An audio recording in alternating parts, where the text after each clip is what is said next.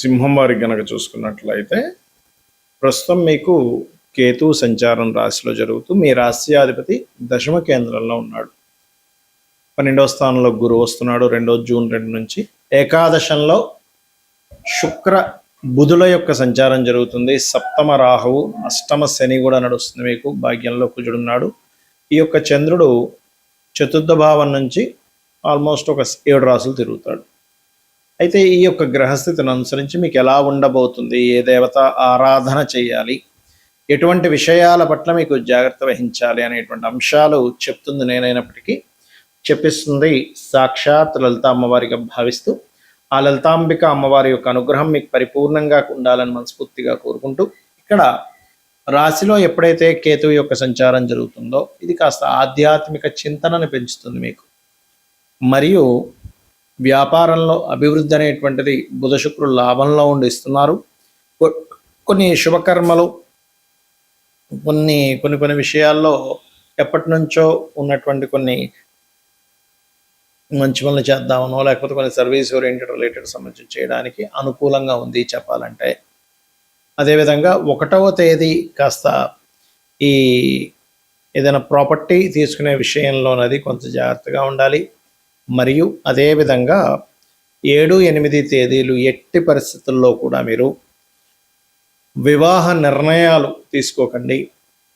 9, 10 తేదీలు కాస్త నిందపడతాము, లేకపోతే కొంతవరకు ఏదైతే చూడండి ఒక్కోసారి మనం కొన్ని విషయాల్లో ఇబ్బంది పడుతూ ఉంటాం. అంటే అలాగా అంటే తాతగారు ఆస్తి విషయంలో కానీ ఇటువంటి విషయాల పట్ల, అంటే తాతగారు ఆస్తి సంబంధించినటువంటి విషయాల్లో తొందరపాటు నిర్ణయాలు ఎట్టి పరిస్థితుల్లో పనికిరావు అనేటువంటి చూపిస్తుంది. ఉద్యోగంలో ప్రభుత్వ ఉద్యోగం కోసం చేసే ప్రయత్నం కొంతవరకు ఫలిస్తుంది. తండ్రి గారి ఆరోగ్య విషయంలో ఆయనకి ఏదైనా కొద్దిగా బీపీ లెవెల్స్ అది ఎక్కువ ఉన్నట్లయితే ఆ యొక్క విషయంలో కొద్దిగా జాగ్రత్తగా ఉండండి. భూమి మూలంగా ధనయోగం, భూభాగ్య యోగం అనేటువంటిది మీకు యాక్టివ్గా ఉంది ప్రస్తుతం.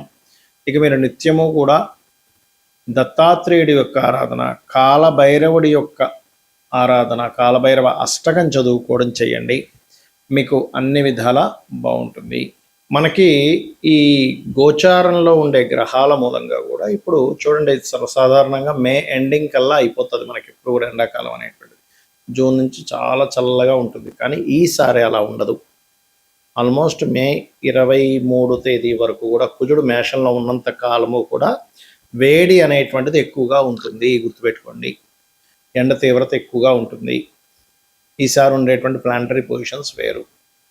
అలాగే కయ్యానికి కాలు దూతున్నట్టుగా ప్రతి దేశం కూడా ఏదో ఒక కారణం చదవండి. లాస్ట్ ఆల్రెడీ 2-3 నెలల నుంచి చెప్తూనే వస్తున్నాం, ఈ కుజుడు మారినా కూడా ఈ ఫలితం ఉంటుంది అని. ఆ రకంగా మరియు ఎప్పుడూ చూడనంత వర్షం, ఎప్పుడూ చూడనంత వాటర్ రిలేటెడ్ ఇబ్బందులు, అంటే చూడండి ఒకేసారి పెద్ద పెద్ద ఉప్పెనలా వస్తూ ఉంటాయి, అటువంటివి రానున్నాయి. కాబట్టి నీటికి సంబంధించిన, అంటే నీటి ప్రదేశాలకు దగ్గరలో, అంటే సముద్రాల దగ్గర, నదుల దగ్గర, మరియు మనకి చూడండి ఒక్కొక్కసారి లాస్ట్ టైం కూడా మన విజయవాడలో వచ్చింది చూసారా, ఆ ప్రవాహం కాస్త వర్షం ఎక్కువ రావడం వల్ల అటువంటి వాటి దగ్గర నివాసం ఉండేటువంటి వారు కాస్త జాగ్రత్తగా ఉండండి.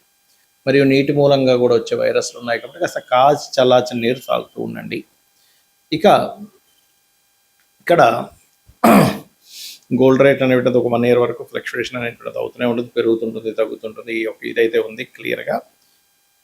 ఇక మరొక విషయం ఏంటంటే, ఒక రాజకీయ నాయకుడికి అతని పదవి మీద కొంత ఇబ్బంది పడే యోగం ఉంది, చాలా సీనియర్ రాజకీయ నాయకుడికి. ఎందుకంటే ఇక్కడ ఉండేటువంటి రవి ఉండే స్థితి, రవి రాశుల్లో ఉండే కేతు స్థితి ఉంది కాబట్టి రాజకీయ నాయకులు కొద్దిగా జాగ్రత్తగా ఉండాలి. ఇక్కడ ఎప్పుడు కూడా గోచారంలో మనకి గ్రహాల యొక్క మార్పుల వల్ల మన జన్మ జాతకంలో ఉండేటువంటి ఏవైతే భావం ఉంటుందో ఆ భావం యాక్టివ్ అవ్వడము లేదా డియాక్టివ్ అవ్వడం అనేటువంటిది జరుగుతూ ఉంటుంది. అయితే ఎప్పుడు కూడా గోచార ఫలితం ఒక 10 to 15% అనుకుంటే మీ పర్సనల్ చార్ట్, ఎందుకంటే మీరు పూర్వజన్మల్లో ఎటువంటి మంచి కర్మలు చేశారో తద్వారా జననం, ఎటువంటి మనకు తెలుసో తెలియక కొన్ని అజ్ఞానంలో కొన్ని కర్మలు చేస్తుంటాం, తద్వారా కొన్ని ఇబ్బందులు పడుతూ ఉంటాం. కాబట్టి ఎప్పుడు కూడా మీరు గుర్తుపెట్టుకోండి, మీ పర్సనల్ చార్ట్నే ఇక్కడ చూసుకోవాలి. అంటే మీ లగ్నం ఎలా ఉంది, లగ్నాన్ని బట్టే మనిషి యొక్క తత్వం ఉంటుంది. మీ ధనాధిపతి ఎలా ఉన్నాడు, అంటే మీకు ఏ మార్గంలో ధనం ఉంది, ఎప్పుడు మీకు ధనయోగం బాగా ఉంది, ఎప్పుడు కొంచెం ఇబ్బందికరంగా ఉంది అనేటువంటి విషయం చూసుకోవాలి, గుర్తుపెట్టుకోండి ధన సంబంధించిన విషయంలో. అదేవిధంగా మీరు తీసుకునేటువంటి నిర్ణయాలు ఎలాంటివి, అంటే మీరు ఒక ప్రయత్నం చేస్తున్నారు, ఆ ప్రయత్నం ఎందుకు అవ్వట్లేదు అసలు అంటే ఒక్కొక్కసారి ఏమవుతుందంటే ప్రయత్న స్థానము ఫ్రూట్ఫుల్గా ఉండదు. అంటే మీరు ఒక ప్రయత్నం చేస్తుంటే ఆ ప్రయత్నం ముందుకు వెళ్ళడానికి అది సహకరించదు. దాన్ని మూడవ భావము అంటారు. ధైర్యము, సాహసము, దారిద్రము, పరాక్రమం ఇవన్నీ మూడవ భావంలో ఉంటాయి. మీ మూడవ అధిపతి ఏ గ్రహానికి వచ్చింది, ఆ గ్రహానికి సంబంధించిన దీపారాధన మరియు ఆ గ్రహ అధిష్టాన దేవతని కనుక ఆరాధించినట్లయితే అప్పుడు మీరు ఏదైతే ప్రయత్నం చేస్తుంటారో ఆ ప్రయత్నం సఫలీకృతం అవుతుంది. అలాగే మనకి జ్యోతిష్శాస్త్రపరంగా గ్రహాలు ఎలా అయితే మనల్ని సేవ్ చేస్తూ ఉంటాయో అదే విధంగా మనకి ప్రత్యేకంగా చుట్టూ ఉన్నటువంటి, అంటే మనం ఎక్కడైతే నివసిస్తుంటామో ఆ నివాసం ఉంటున్నటువంటి ఇంట్లో 16 జోన్స్ ఏవైతే ఉంటాయి, 16 జోన్స్, ఆ 16 జోన్స్ కూడా మనల్ని రూల్ చేస్తూ ఉంటాయి. అక్కడ కూడా నవగ్రహాలు ఉంటాయి కాబట్టి నవగ్రహాలు, అష్టదిక్పాలకులు వీళ్ళందరూ ఉంటారు కాబట్టి వాటి యొక్క ఎనర్జీస్ కూడా మన మీద పనిచేస్తూ ఉంటుంది. ఎందుకంటే అవి స్థిరంగా ఉండేటువంటివి. ఒక ఇంట్లో మనం వెళ్ళామంటే అక్కడ ఉండే దోషం స్థిరంగా పెరుగుతూ ఉంది అలా అనమాట. కాబట్టి మీరు ఒక గృహం తీసుకునేటప్పుడు ఏ డైరెక్షన్లో ఉండేటువంటి గృహాన్ని మీరు తీసుకోవాలి. అన్ని డైరెక్షన్స్ మంచివే, గుర్తుపెట్టుకోండి. ఇక్కడ తూర్పు, పడమర, ఉత్తర, దక్షిణము, ఆగ్నేయము, వాయువ్యము, అదేవిధంగా ఈశాన్యము, అన్నీ మంచివే. 16 డైరెక్షన్స్ మంచివే. కాకపోతే ఇక్కడ ఏంటంటే మీకు ఏ డైరెక్షన్ పనిచేస్తుంది ఈజ్ మోస్ట్ ఇంపార్టెంట్. ఇది ప్రధానంగా గుర్తుపెట్టుకోండి. అదేవిధంగా మరొక విషయం ఏంటంటే ఇక్కడ మీకు సంతాన అభివృద్ధి ఎందుకు లేదు, సంతానం అభివృద్ధి అవ్వాలంటే ఏం చేయాలో కూడా మీ జాతకంలో ఉంటుంది. అదేవిధంగా మీరు రుణరోగ శత్రు బాధలు ఎలా తగ్గుతాయి, అసలు వివాహ యోగం ఎప్పుడుంది, ఎలాంటి వ్యక్తితో ఉంది, ఏం చేస్తే వివాహ యోగం కలుగుతుంది, అది సిన్సియర్గా చేయగలగాలి. ఒక మంత్రం చెప్పాము వివాహం అవ్వడానికి, ఓం కామేశబద్ధ మాంగళ్య సూత్ర శోభిత కందరాయ నమః అని.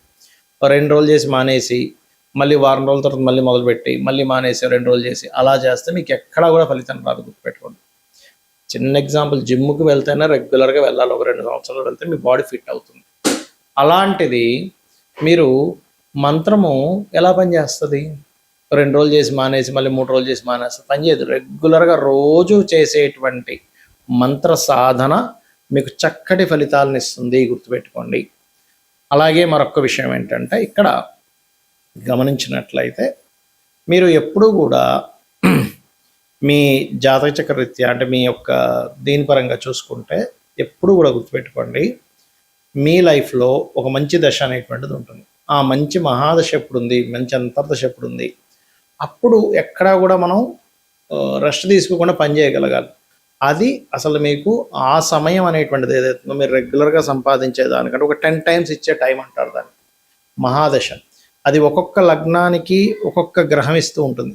ఒక్కొక్కసారి కొంతమందికి 2-3 దశలు బాగా కలిసి వస్తాయి, కొంతమందికి ఒక్క దశ కూడా కలిసి రాకపోవడం, కొంతమందికి లైఫ్ లాంగ్ అద్భుతంగా ఉండడం, కానీ కొంతమందికి 1-2 దశలు కలిసి రావడం జరుగుతుంది.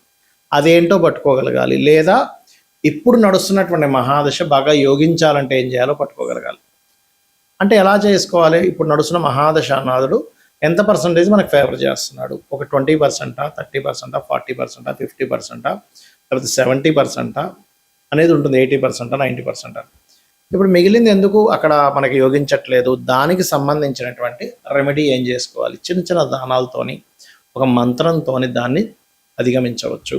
సో ఇవన్నీ చేస్తూ అమ్మవారి అనుగ్రహాన్ని మీరు పరిపూర్ణంగా పొందాలని మనస్ఫూర్తిగా కోరుకుంటూ శ్రీమాత్రే నమః.